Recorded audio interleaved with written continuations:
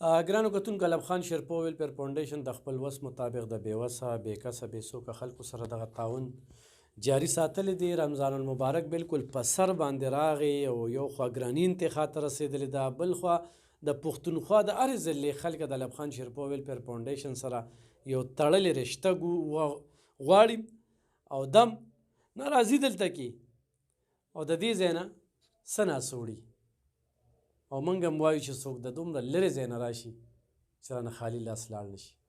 دا زنانه 5 یې لوریانې دي او 3 زامن دي، 8 بچي دي 8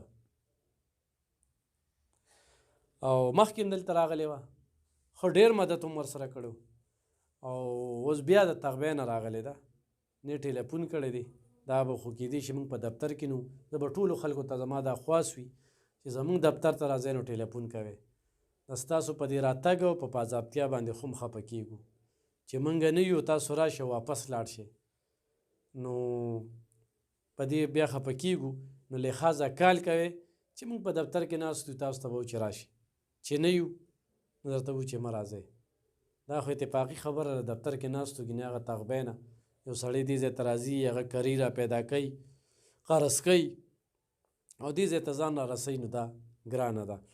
نو ضرور ټیلیفون کوئ، زموږ په هره ویډیو باندې نمبر وي، موږ سره رابطه کولی شئ. ښه څه به وایې په دې موقع باندې؟ بس ضروري زموږ ډېر پښتانه رونه دي او الله دې کامیاب کړي.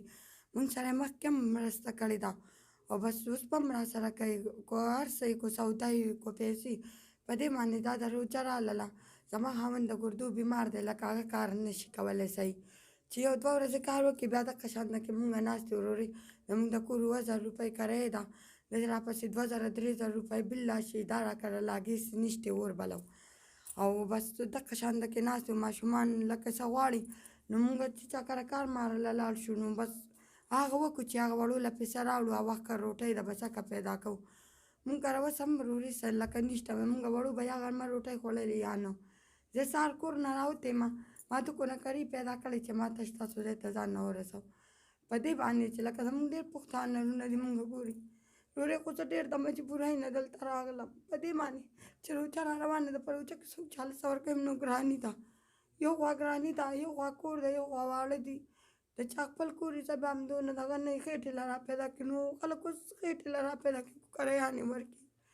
حکومت دې ته خلک جوړ کړي دي چې بس د خپل بچي هم کو خرڅوي نو ورورې څوک یې نه علي په دې چې څوک خپل ځان په دې وخت کې نشي ساتلی نه.